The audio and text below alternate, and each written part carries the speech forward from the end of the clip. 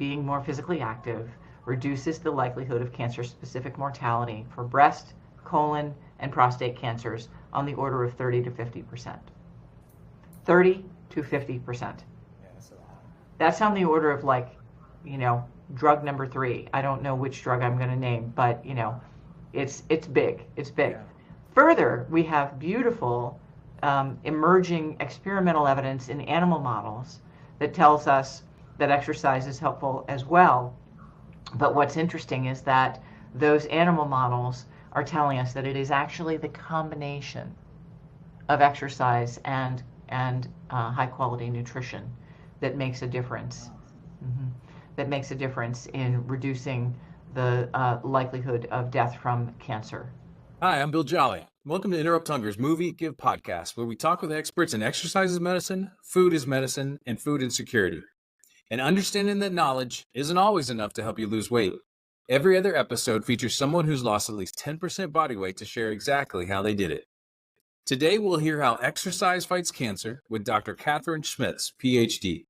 Dr. Schmitz is a professor of medicine in the Division of Hematology Oncology at the University of Pittsburgh Hillman Cancer Center and founder of the Moving Through Cancer program of the American College of Sports Medicine.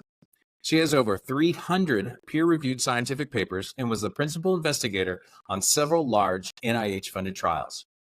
Her work has appeared in JAMA, New England Journal of Medicine, JAMA Oncology, JNCI, and JCO, among other prestigious journals. She is the lead author on the first exercise guideline for cancer patients and survivors from 2010 and senior author on the update from 2019. She has won numerous prestigious scientific awards, among them the Citation Award from the American College of Sports Medicine, the Distinguished Scientist Award from the Society of Behavioral Medicine, and the Clinical Research Professor Award from the American Cancer Society. Dr. Schmitz is a past president of the American College of Sports Medicine, and this is really cool, so I had to add it, an honorary fellow of the College of Royal Surgeons in Edinburgh, Scotland. And one last fun fact, ChatGPT lists her as one of the top 3 researchers in the world in the field of exercise oncology. So y'all are in for a very special treat. We'll get to today's discussion after a quick message from Interrupt Hunger. If you've ever said, I know what I need to do to lose weight, I just need to do it, then this challenge is for you. We help you turn your knowing into doing. The Interrupt Hunger 12-week weight loss challenge is a plan to help you lose weight by creating healthy habits in a fun and easy way. While you create new habits, we use compassion and community to help you stay motivated long enough for your new habits to stick. Bring the 12-week weight loss challenge to the places you live, work, and pray. Once a week, come together to exercise as a team in your neighborhood or at a local park. Then, once a month, come together to give back to your community by volunteering at a local food bank, food pantry, or soup kitchen. And finally, once a month, donate your weight to celebrate your weight loss victories. Donate at least $1 for every pound you lose to help fight hunger. 100% of proceeds benefit a Feeding America food bank in your area. You already know exercise makes you feel better. You already know the difference between healthy and unhealthy eating. And you already know it feels really good to give back. The Interrupt Hunger 12-week weight loss challenge helps you to be intentional about how you move, eat, and give, and helps you turn your knowing into doing. Visit interrupthunger.org to join as an individual or start a team. Contact us with any questions. We're always happy to chat. Katie, thank you so much for joining us today. Hi, Jollie. Thank you so much for inviting me to come talk to you. I really appreciate the opportunity. Very good. I've been looking forward to this for quite some time, ever since I first had the thought of doing a podcast. So this is going to be a lot of fun for me today, and this is great. So I thought we might just get started with a quick story about how I got into exercise oncology, and it is quite personal for me, as you know, because we've known each other for a while now. So we'll just dive into it.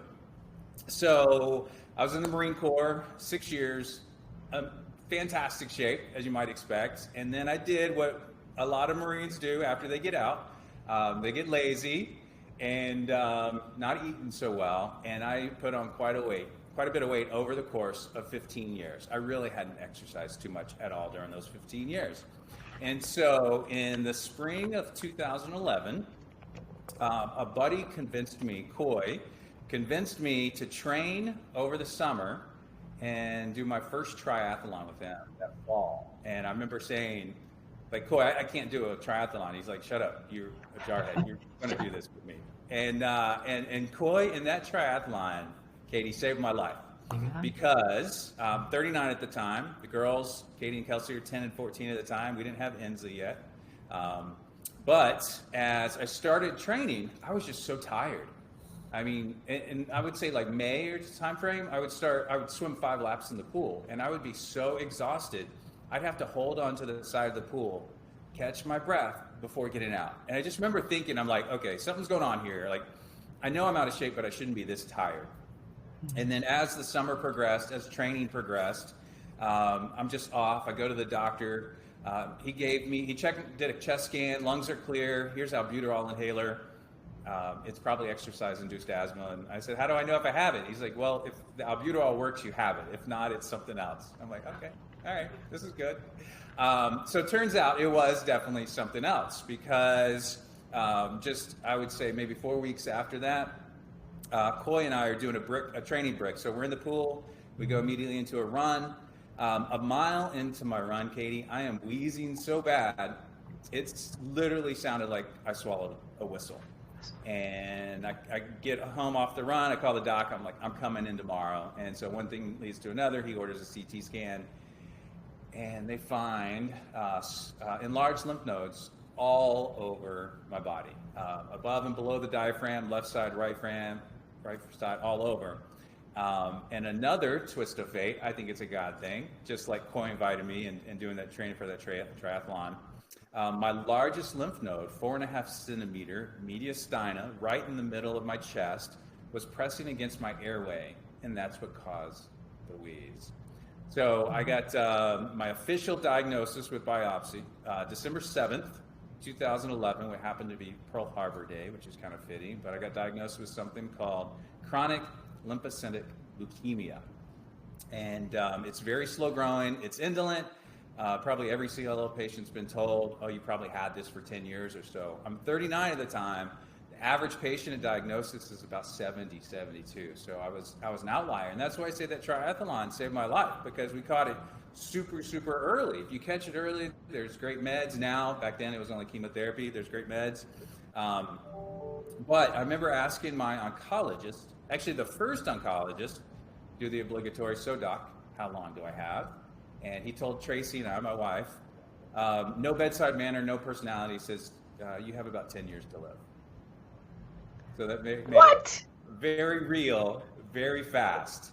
Yeah, right? And so I quickly learned that's not the right thing to tell patients, ever. And I quickly got a new oncologist, a younger guy, and he was a triathlete himself, which the crazy part of this, him being an athlete, I asked him, where can I go to learn about nutrition and exercise? Because I want to do everything I can to be here as long as I can. And he didn't know. He didn't have an answer. And he's like, I don't know, maybe Leukemia Lymphoma Society's website. And that was it. So I wasn't, this is my first exposure with oncology, really. So I knew how to study. I dove into the science. And one of the first studies I saw was this really cool, it was a mouse model, it's not in humans, it was a mouse model that showed mice given a running wheel actually had reductions in tumor growth compared to the mice that didn't. And that was really all I need to take me down this really crazy adventure that we have. So a few years passed, and I started hearing your name and seeing your posts, and one study after the other. And I just sent an email out, and I think we talked like a couple days later. We spent like an hour on the phone, and you were on a train. And I don't even remember how many years ago that was, but I still remember that conversation. That was really fun. So with that,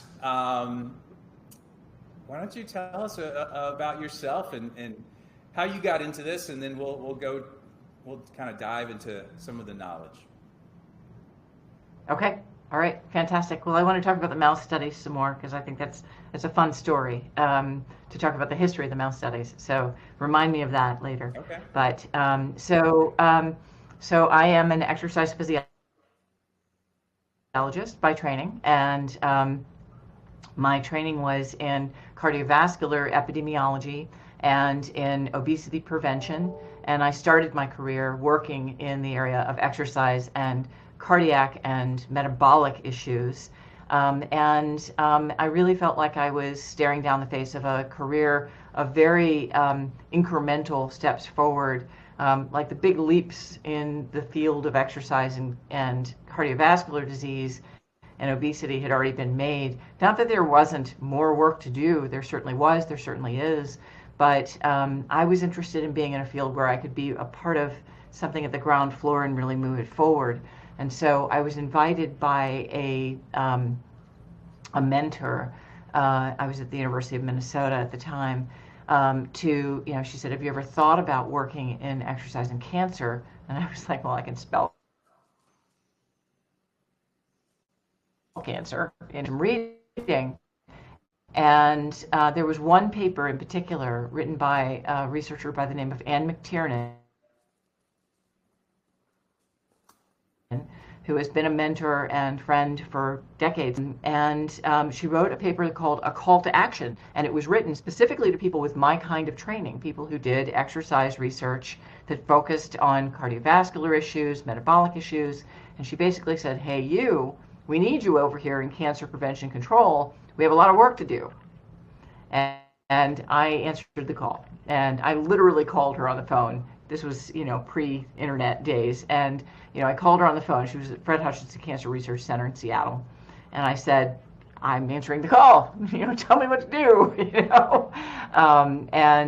She said, "Well, I'm going to this meeting in Bethesda in a couple of weeks. Meet you there." And I said, "Great, I'll go." So I agreed to go to the ASPO meeting, American Society of Preventive Oncology, solely for the purpose of meeting Ann in person and being able to have a conversation with her about how to move this field forward.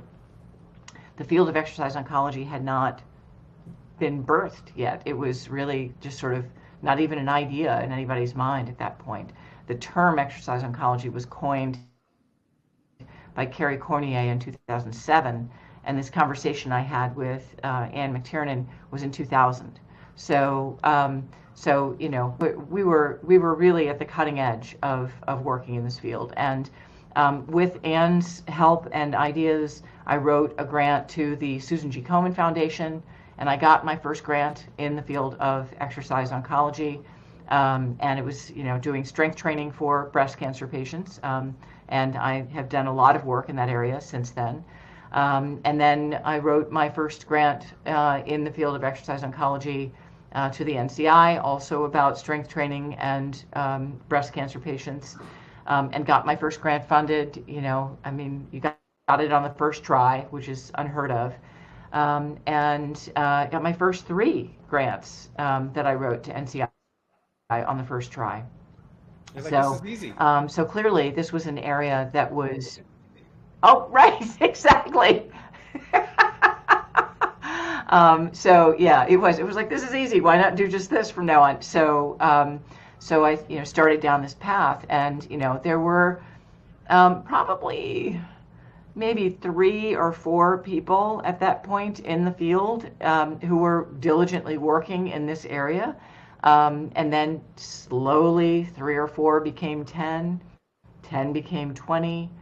Now we have hundreds and hundreds of people working in the field of exercise oncology. So the field has really just, grown exponentially since the year 2000, particularly between 2010 and now. It's just skyrocketed. It's been really fun to see, the number of studies that is out there. So scientists use this system called PubMed, literally like it sounds, PubMed. And go online, go to PubMed, and you can put in search terms in order to find research on particular topics. And if you go and look for research on cancer and exercise, you'll see that there are now over 15,000 published research studies in the area of exercise and cancer. So this is a field that has truly, truly grown up in the time that I've been working in it. It's been an honor and a privilege to get to work with some of the greatest people in the field around the world. And I've been very much a part of, it's been very important to me to publish guidelines so that we have some guidance that we can give to people living with and beyond cancer as to what they should do. Because I think, the average person on the street, A, doesn't know that exercise is useful in the setting of cancer, and B, doesn't know what they should do if they do think that exercise is good for them during and after their cancer treatment. So it's been really important to me to communicate the scientific evidence base to the public, which is why I do podcasts like this. I'm very interested in doing podcasts like this because I want to make sure that, I feel like I answer to the patients. My audience and the people that I'm most interested in talking to are people who are dealing with a cancer journey right now. It's you talk about spreading the word. So I've been doing this for 12 years. So Interrupt Hunger is a recent launch, but I've been a survivor for 12 years now, and Tracy and I have been together for, we'll be married 30 years in June.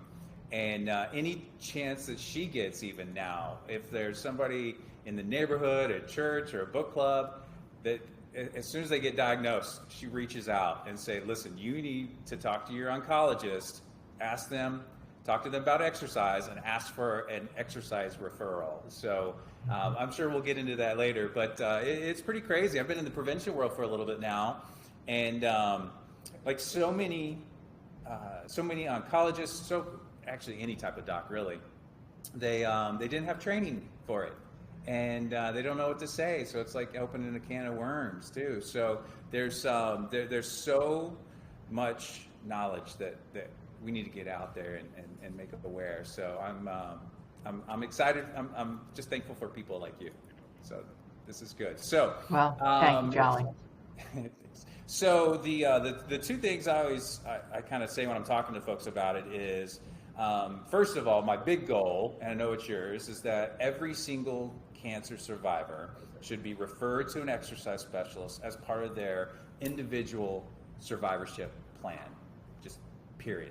The other thing that I tell folks is, and I do this on just social media posts or chance meetings, is that you insert exercise anywhere along the cancer continuum and you have dramatic improvements. So we know folks who exercise routinely get cancer a lot less often. We know cancer survivors who are going through active treatment have fewer side effects. There's this kind of newer topic called cancer prehab. So getting exercise before treatment or surgery. And then the big kicker is cancer survivors who exercise actually do quite well compared to the survivors who don't. So if you the risk of cancer death is much lower. Yes, ma'am. So if you could kind of take us through that continuum, if you don't mind, and I'll let you start wherever you might, but what are the recommendations and why is it good for you? That might be a good place to start. Why is it good for you? Sure. So the first place, let's go from prevention all the way through long-term survivorship. So starting with prevention, we have beautiful epidemiologic evidence. Now, you know what? I'm going to start with the types of evidence. So let's start about types of evidence, and then I'll go through the timeline of the journey. So we can have observational evidence, and we do that when we're in a situation where we're doing outcomes that happen a long time from now, and that we can have very little control over the types of interventions that might happen. So for example, if we're talking about cancer prevention or preventing cancer from occurring a second time or cancer death, we're not going to do experiments with human beings on that. A, it's unethical, and B, it would take too long. It's just simply untenable. We can't get that done. And so we have observational evidence for certain sections of the data that you and I are going to talk about, okay? The second type of evidence would be experimental evidence, but there's a couple of different kinds of experimental evidence. There's the animal models, and the animal models are fantastic. We're so delighted to have the animal models because animals' life cycle is so much shorter that we can look at questions in the animal that we can't possibly look at in humans. That's great news. The less great news, Jollie, is that animal models do not accurately recapitulate the truth of what happens in a human being. There are many, many variables that happen in humans that are controlled for in animal models that we can't control for in the human. So we find something out in the animal, and it happens over and over again in drug development. It happens over and over again that we see something in the animal, and we prove it, and we prove it, and we see it, and we see it in the animal, and then we try it in the human, and it doesn't work the same way. And so there's lots of evidence to show us that the animal models are useful, but they're not perfect. So another type of evidence that we can have are human clinical trials, right? So the human clinical trials, that's beautiful. That's a great thing to have. That's where we actually take a group of people, we randomize them, we exercise some of them, we don't exercise others, and we follow them over time for whatever outcome we're interested in. That is the pinnacle of the evidence base that we can come up with. We just can't do it for cancer as an outcome because it takes so long to develop cancer, right? So when we talk about primary prevention, what we have in the area of primary prevention are animal model studies, and we have the capacity to look at whether exercising animals prevents them from developing cancer, developing tumors, right? And we can do observational studies with human beings where we can have thousands of people answer surveys about their physical activity and then follow them over the course of decades to see whether the people who reported doing more activity actually resulted in having less cancer. And so in the answer of both of those types of evidence, one more thing about the types of evidence, if you have all three, that's the trifecta. You're really, really happy to have all three, but really good to have two of the three. So in the area of prevention, we have two of the three. We have the animal models, we have the observational evidence, and the order of magnitude of the reduction of risk of cancer that occurs as a result of being more physically active and is somewhere on the order of 10 to 15%. Okay, so it's not as big as it is for prevention of recurrence of cancer or cancer mortality in people who've already had a cancer diagnosis. So we think that exercise is one of many factors that are associated with prevention of cancer. And so if I would say, if I'm going to talk to somebody who is interested in, how important is it that I'm active in order to prevent cancer from occurring, what I'm going to say is, I cannot tell you that exercise is going to prevent you from having cancer. What I can tell you is that if you are physically active, the cancer is going to be smaller, it's going to be easier to treat, you're going to go through your treatment easier, and you're going to survive longer.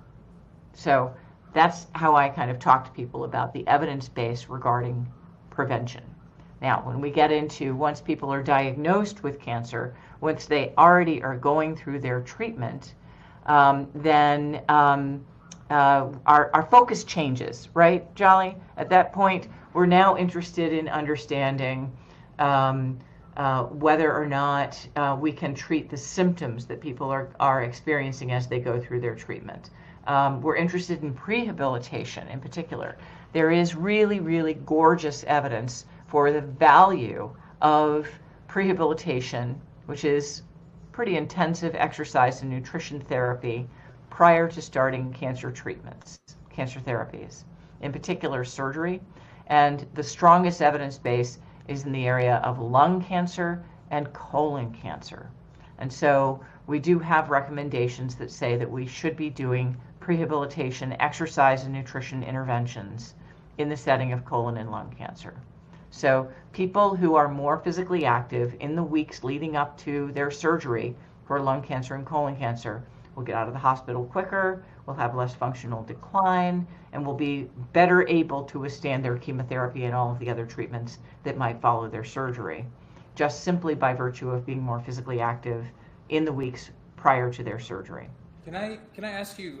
So lung and colon, it's the strongest.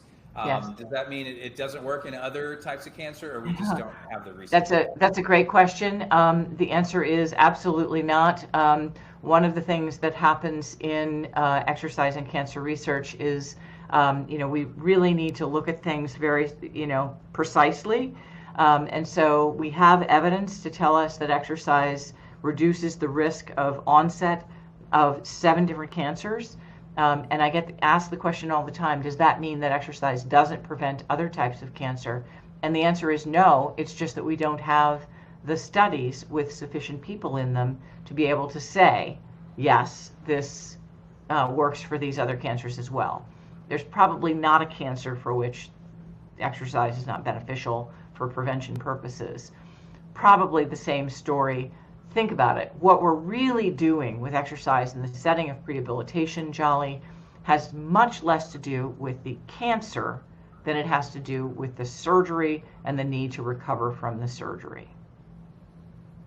So if you are having a significant surgery, doing or a significant, not even surgery, a significant medical therapy, so prehabilitation prior to bone marrow transplant, for example, right? So doing prehabilitation prior to something that is going to be a very challenging, physically challenging medical therapy, bone marrow transplant, a big surgery of any kind, exercise is likely to be quite useful. The concept is pretty straightforward. We can predict with tremendous accuracy that people going through cancer and going through serious medical therapies like bone marrow transplant will have a decline in their physical function and a decline in their muscle mass and a decline in their strength as a result of going through a big challenge like a surgery or bone marrow transplant. We can predict that, right? So if you start here, okay, this is where you're starting, you're going to go down, and then slowly you're going to recover and come back, right? You're going to come back, right? So if you start here, you're declining, and then you're going to come back. But if we get you before your surgery up here, then your decline gets to where your baseline was. And then you recover back to better than, right? Okay? So that's the visual. That's what we work for with prehabilitation. Again, it has very little to do with the cancer itself, with the type of cancer itself. It has to do with the seriousness and the intensity of the medical therapy that the person is being asked to go through. What is there? What's the minimum amount of prehab, and what's ideal? Right. So programs for prehab have been as short as 3 weeks in the literature, but we love to have 2 months, 3 months. You just usually don't. I mean, think about it. You get a diagnosis of cancer and you're scheduling your surgery, right? So it's not uncommon for people to have 2 to 4 weeks. It is still worthwhile to do a program of prehabilitation. Prehabilitation is the most intensive exercise program that I will prescribe to somebody with a diagnosis of cancer. It basically means it's boot camp. It is, you have not started your treatment. You need to, drop and give me 20. It's, it is, as hard as you are able to work without injuring yourself every day until you get to the point of your treatment. It should be limited time. Yeah. Right, exactly. So you want to get as much as you can without injuring yourself. You don't want to, that doesn't help anybody for you to injure yourself. But so prehabilitation, because of the nature of wanting to do something really intensive in a short time, is a place where it's really good to have an exercise professional help you. With prevention, it's really about aerobic exercise and doing 150 to 300 minutes a week of aerobic exercise. Really, we really want people to just be moving. Just move more. Are you moving enough? No, it's not enough. Move more. Just move more. But with prehabilitation, because it's so intensive, and because it needs to be structured and you need to be doing, it's not a bad idea to be doing lifting every day, where you're doing back and bis one day and chest and tris the next day and legs the next day and then repeat, So, it's not a bad idea to work with somebody who really knows what they're talking about with regard to heavy, heavy training for prehabilitation. When we get into actually, you're doing chemotherapy, you're doing radiation treatment, you're doing immunotherapy, you're doing, biological therapies, or, hormone-related therapies. At that point, our focus shifts, right? So the focus now comes very close in. Sort of like prehabilitation is close in, but we're really, really close in when we're going through radiation and chemotherapy and the like. Okay, at that point, it's really about how do you feel? Like, how do you feel right now? And you're trying to get through something. Okay, so I know you know this. My wife went through head and neck cancer and had to go through combined chemo and radiation.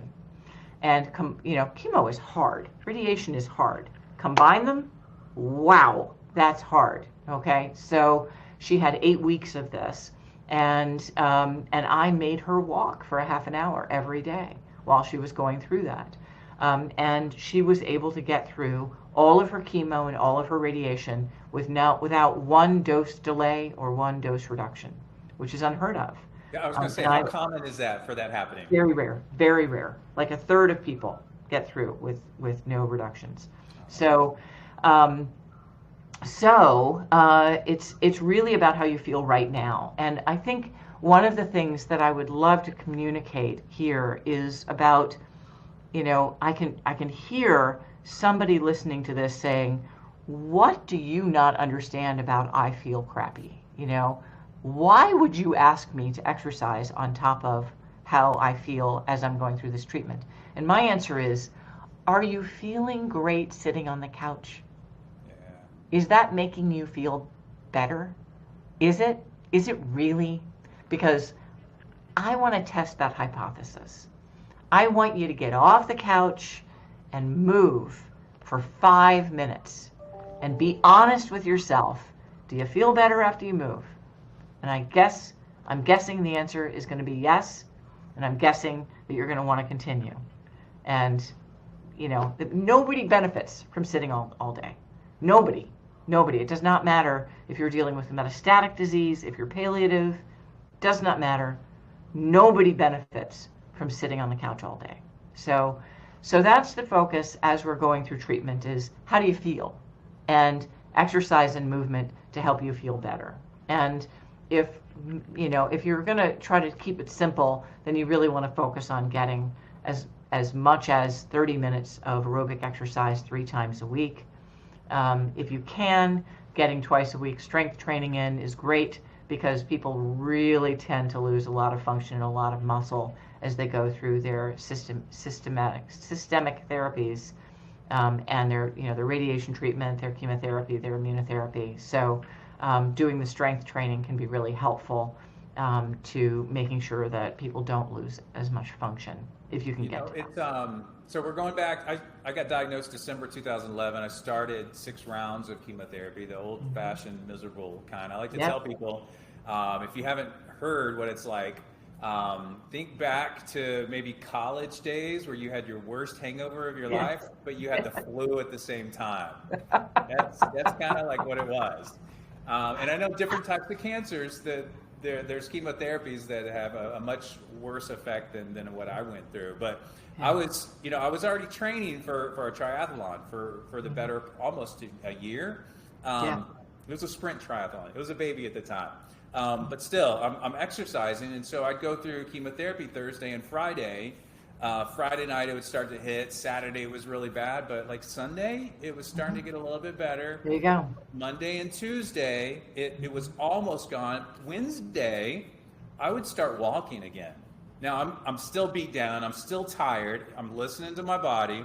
But I would start walking, and I would say by that following week, that next Monday, so a full week and a half, like I'm running. Yeah. So you've just pointed something out that I think is crucial, and that is that, and I write about this in my book, and I actually think that I quote you in my book about this issue. People who are physically active and who are athletic, in particular, and go through a bout of cancer, and out of cancer treatment can use their knowledge of their bodies and what they know about how their body works and how it feels and how it responds to things to gauge when it is okay for them to exercise and to get back to exercise as quickly as possible. And you're very knowledgeable about your body and how it works, and you're able to tell me even now, how many years hence, exactly how many days after chemotherapy you could get back to running, right? But think about the average person who enters cancer sedentary, right? So the average person who enters cancer sedentary believes that they're just going to be sedentary throughout the entire time of cancer, and they feel lousy, and they don't think there's anything they can do to help themselves. And the difficulty is we want them to be moving, but I fully acknowledge, Jollie, that there are days when that is crappy advice, where there are couch days. There are days where it's like, nope, it is not happening today. It is kind of a crazy phenomenon you're going through, because like, if you're doing it routinely, or even if you start doing it, you're feeling better with the exercise. And so those days where you are just feeling so beat down and crappy, like, it's an internal struggle. Like, I know, like, I feel like I should probably take a day off, but I want to. But when you do, and it takes practice, but when you do take that day off, like, it feels good, because your body needs it. And now, all these years later, it's okay. You got to take time off. You got to listen to your body. Exactly. And so it's very challenging to prescribe exercise for people as they're going through their treatment, because we have to acknowledge that there are days that are couch days, that are just, nope, it's not happening days, right? The problem is that most people assume that every day is a couch day, and that doesn't serve them. The other thing that I think is, news to people who have been sedentary and they're going through their cancer treatment, is that if you are willing to try to be physically active every day, you will learn which days you are actually capable of doing it. And you will be able to track what your better days look like. And you will be able to learn more about your particular body's response to the chemotherapy in a way that could be helpful to your doctors. Yeah, it's funny. I had one of my oncologists, I was very fond of her, because everybody that worked so hard to keep me alive. But it was really interesting. A few years after my diagnosis, like, she would frequently say, like, listen, you're going to know something is off. That's right. Before she does, before the images do, before the blood work does. Because, I mean, I've just been doing it for so long, and you get to know your body. It's to this point now, I don't even have to look at my Garmin watch. I can tell if I'm plus or minus like three beats on my heart rate. So that's amazing. That's amazing. Learn. Yes. So see, that's the thing. So in my book, we actually talk about logging these things, because if you are logging what your symptoms are and you're logging what your activity is, one of the things that you then learn is, if you're going through your treatment and you learn that for the first 3 days you have couch days, and then you get off the couch and you can do 10 minutes, and then you can do 20 minutes, and then you can do 30 minutes, and you're doing 30 minutes, and you're doing 30 minutes, and then the next day you can't do 2 minutes, and that doesn't make sense. You need to call your doctor. Something's wrong, right? So exercise becomes sort of this bellwether of your ability to know that something has gone wrong. And I think that it is very common for people who are going through cancer to have this terrible sensation of, this sort of black box of what is it doing? What's happening to me? And, they rely on the scans right? They rely on the tests and the scans. And if you know that something is really different about your symptoms, which you do if you are moving. If you're not moving, the analogy that I use is if you never drive your car and you get in the car and you drive it and there's a squeak in the car, then you're like, oh my God, there's a squeak in the car, right? And you freak out about the squeak, right? If you drive your car every day and you know that squeak is just always there, but now suddenly there's some new whistle, you know, then you're like, well, that's weird. I've never heard that before. Then you know that there is something that you need to report to the mechanic, right? But you can't know that unless you're driving your car on a regular basis. So the analogy is we have to move our bodies, use our bodies for what God intended them to be used for, you know, if you will. They were built to move. I love saying they were meant to move. We were meant to move. And we're not, you know, there's no clean and jerks involved in this. I'm not asking anybody to do a marathon or a triathlon. We're talking, just get up, you know, just get up, walk, you know, just get out of your chair. Could we talk about some of the side effects? Because virtually every patient going through chemotherapy or active treatment is going to face fatigue. And then along with that, you've got varying levels of melancholy to temporary depression and that kind of thing. So I've heard and I've read that there's no drug that is as effective as cancer-related fatigue as exercise. So why don't you talk about that for a little bit if you could? Yep, that is actually true. So there are a number of symptoms, excuse me.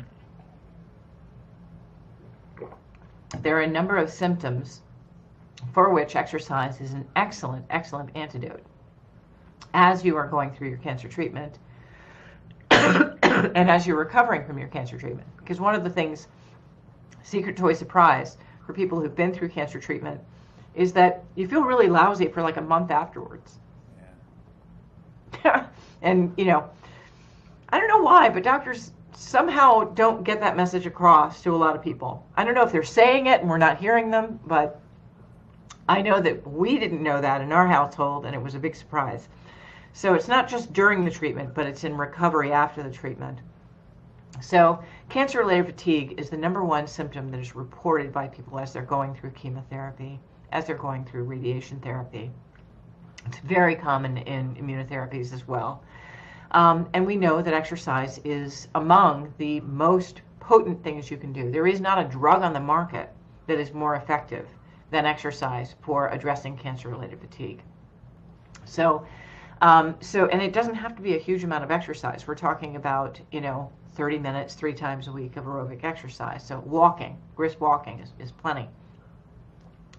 In addition, we know that exercise has a positive effect on anxiety, which like 45% of patients report anxiety. Well, duh, as you're going through a bout of cancer treatment. Depression, we know that exercise is outstanding for approaching depression during and after treatment. We know that exercise improves sense of quality of life, so which sounds very mushy until you're in the middle of not feeling so good about your quality of life. Just simply your feeling about whether life is worth living right now. We know that exercise. Can I stop you for a second? I've shared this with you before, but I should have started this little segment with this. But I went through chemotherapy in 2012, and I remember my doc at that first visit after that. He's like, "Okay, so the bad news is we don't have a cure for this yet.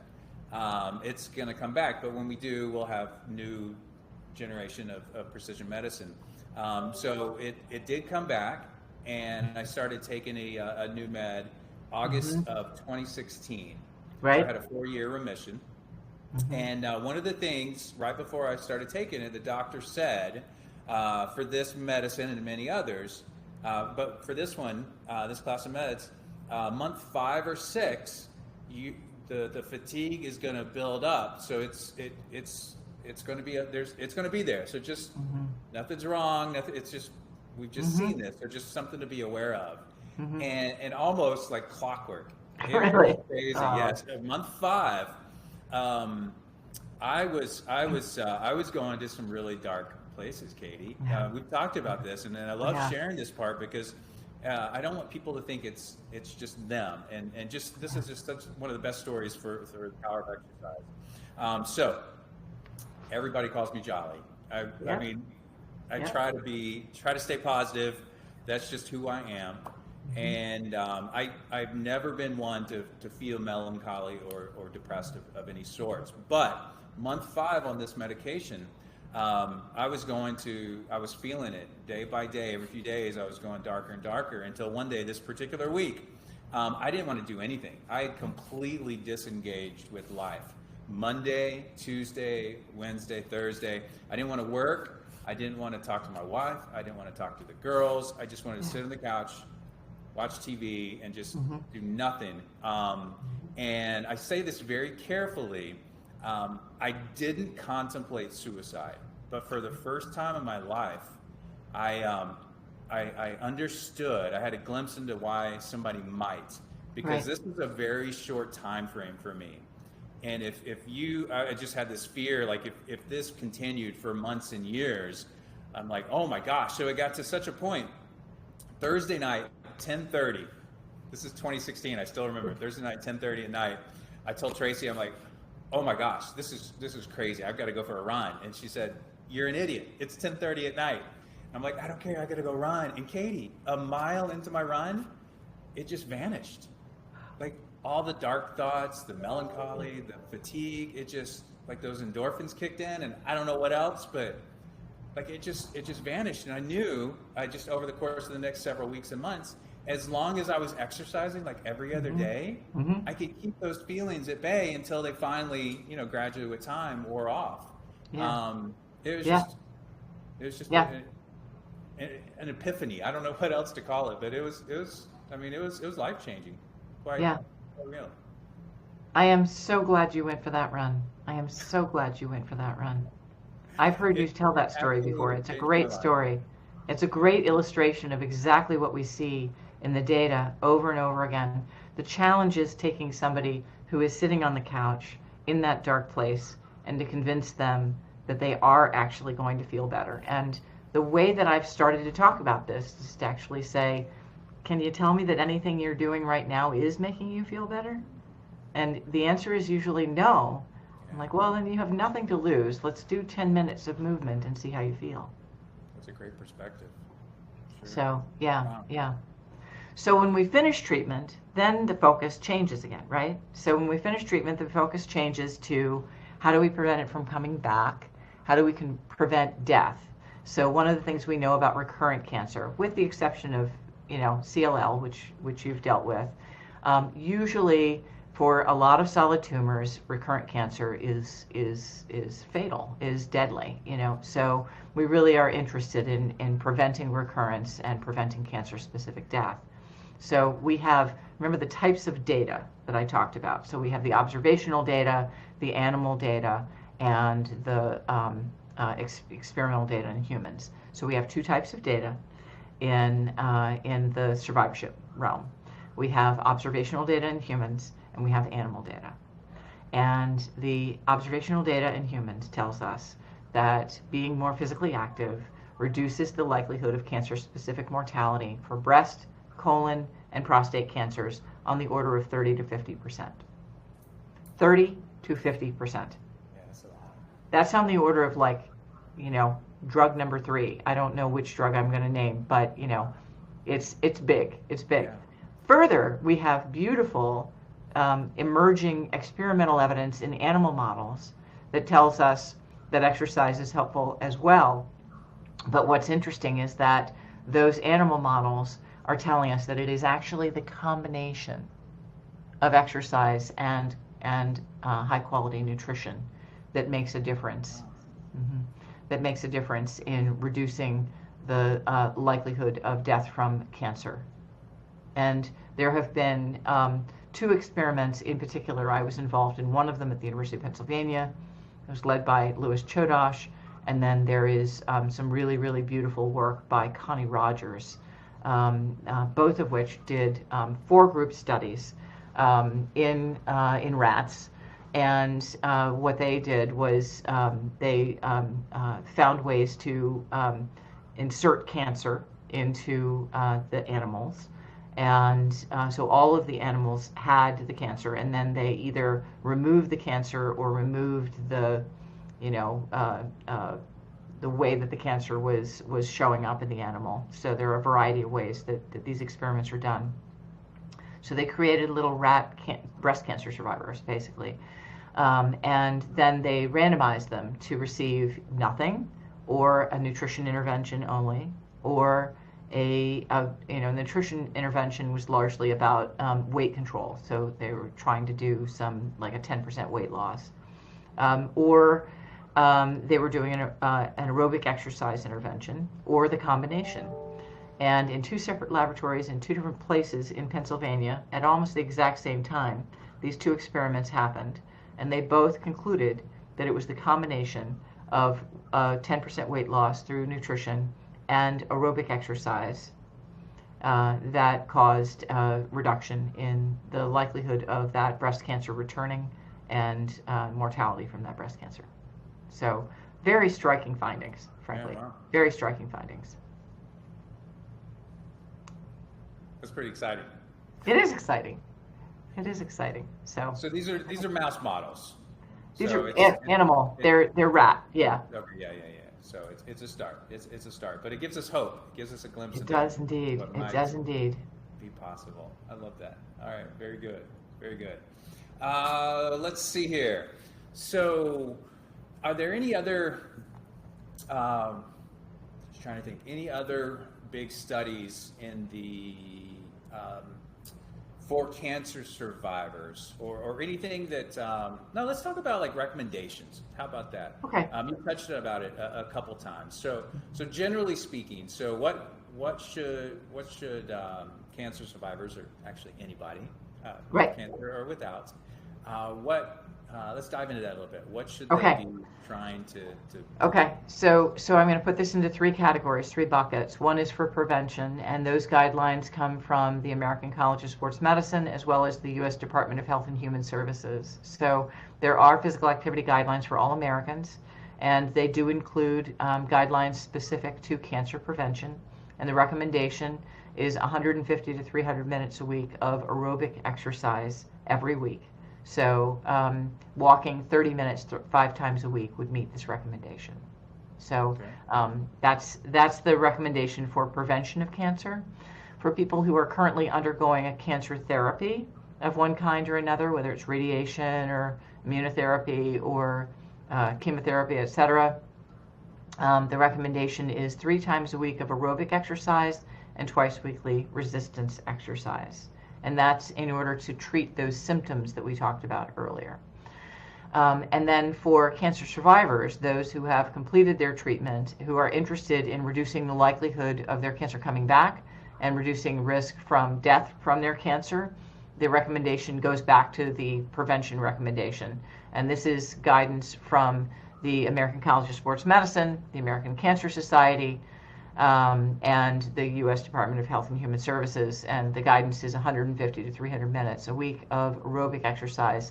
The American College of Sports Medicine adds twice weekly resistance training over what everybody else recommends, because that is outstanding guidance for just functional health and for being able to withstand doing all of the aerobic exercise as well.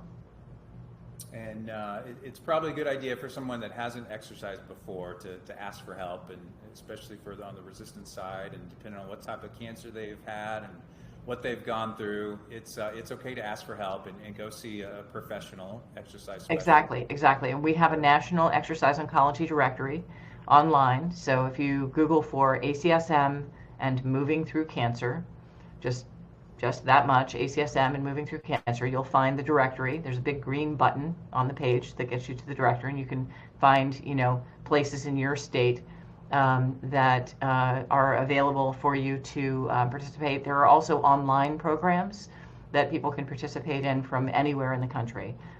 So there are a number of organizations. One of the ones that I like a lot is called Two Unstoppable.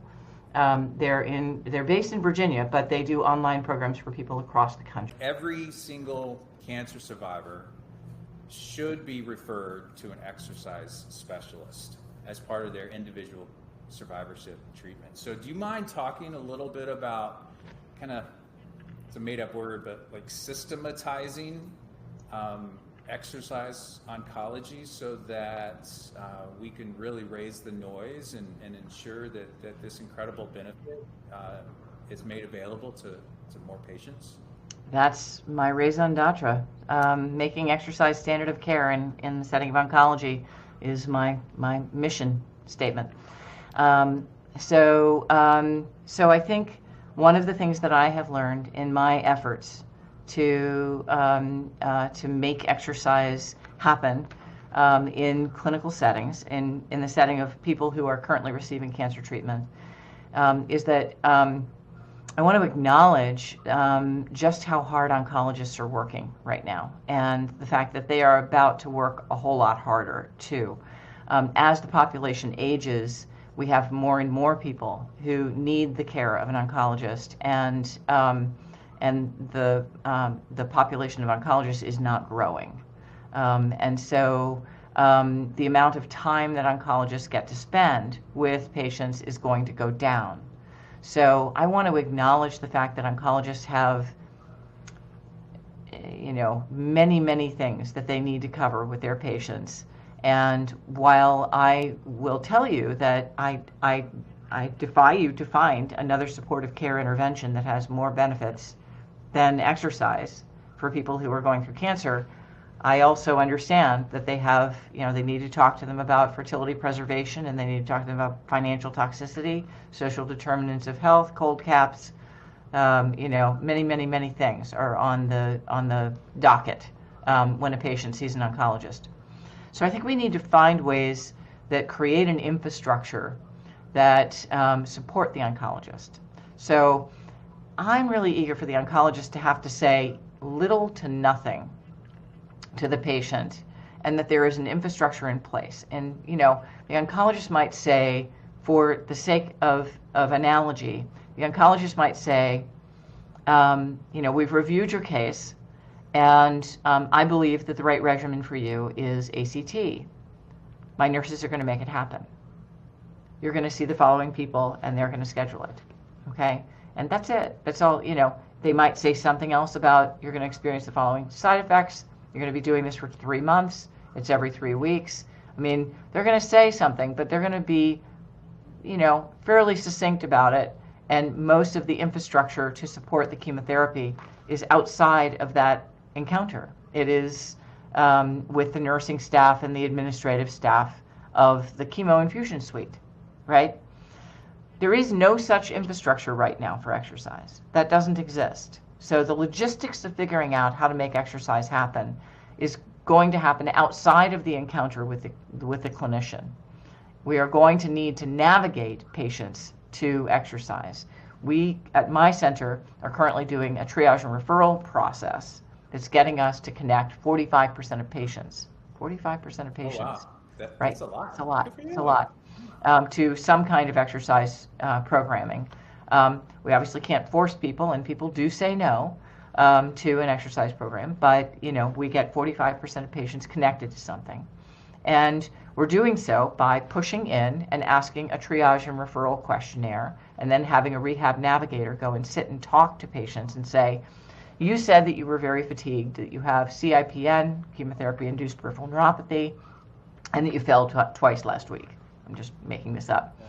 Based on that, we think that we could really help you, and this is the kind of program that we would do with you, and this is how, would you be willing to come in a half hour early next time you come for chemo so that we can teach you how to do this program? That's the kind of thing that we're doing, right? So I think that we need to, that's one option. I don't think that is the only option, Jollie, but I can tell you, I'm not aware of a better option.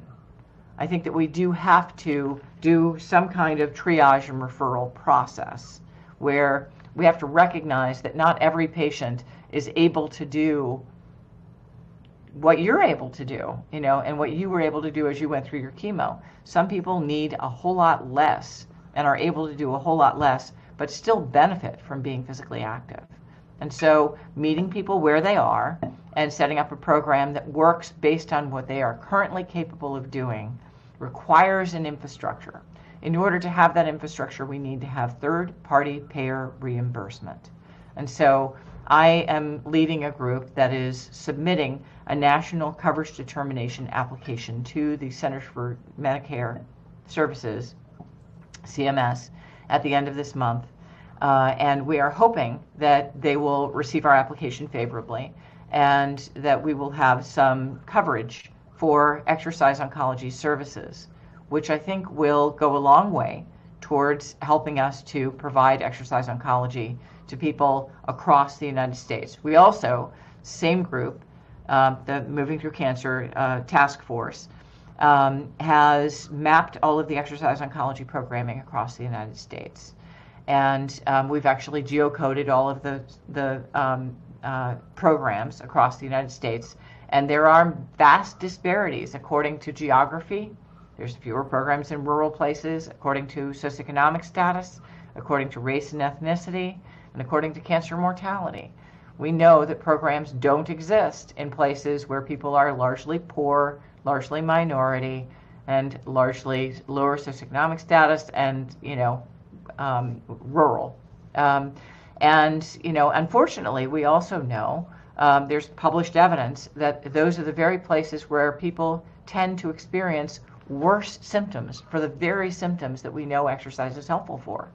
So we have these created disparities because exercise is currently available mostly to people who look like you and me, who are fairly well educated, and who are in an urban setting, and people who are higher socioeconomic status. And I think, it is my view that everyone deserves to have an exercise referral. Everyone deserves to have an exercise referral as they're going through their cancer journey. That's a great place to stop. Okay. I love that. We just need an easy button for clinicians. And if they think of it, referring it out just like they do imaging, just like they do radiation, Exactly. Surgery, here's your prescription for, whatever. Exactly. They're not the ones that have to be the expert. They just have to identify it and sit. You said it. That is exactly right. When we ask them to be the expert on exercise oncology, we've lost the game. That is not the way to go. Oh, wonderful. Well, Katie, this has been fantastic. I've been looking forward to this so much, and it did not. Our conversation did not let me down. This has been really good, and I'm sure we're going to touch a lot of people. And if it's just one person that is going through some type of cancer, or they know one of their loved ones is, that they start exercising, then this will definitely be worth it. So thank you so much, Katie. Thanks for the opportunity, Jollie. It was great. So real quick, when we finish up, just tell us where people can learn more about you and in your book, because it's a fascinating book. So the book is called Moving Through Cancer, and it's available on where fine books are sold, online and in bookshops. And it's intended to be a translation of the scientific evidence base into lay language for people as they are going through their cancer journey and their loved ones. I am also at the helm of something called the Moving Through Cancer Task Force. You can find us at ACSM Moving Through Cancer. Just Google for ACSM Moving Through Cancer. And I think those are two excellent places to find me. Very good. I will say the book is just so conversational, and it's an easy read. I think it's good for either a cancer survivor themselves or someone, a loved one with cancer, or I think it's equally as good for the clinician. So it doesn't really matter where you are. It's a wonderful book, and I'm so glad you wrote it, and I look forward to more of your books coming out. And Jollie appears in chapter 16. Thanks so much, Katie. This has been wonderful. Very good. I'll put all this information in the show notes, and hopefully we can affect change in some folks' lives after today. So thank you so much. Thank you. Thanks, Jollie. Bye, y'all. Thanks so much for listening. Please rate and review the podcast on the platform of your choice so we can reach more people and more people are recommended this podcast. And if you really liked it, the single best way you can help us grow is by telling your friends. Now, for all the legal stuff. The views and opinion expressed in this program are those of the speakers and do not necessarily reflect the views or positions of any entities they represent. For my day job, I'm an employee of AbbVie and appear on this podcast on my own accord and not in the professional capacity as an AbbVie employee. All viewpoints provided are my personal opinions and not intended to reflect those of my employer. If you have any questions or comments, please shoot me an email at jollie@interrupthunger.org. Let's go spread some joy, people.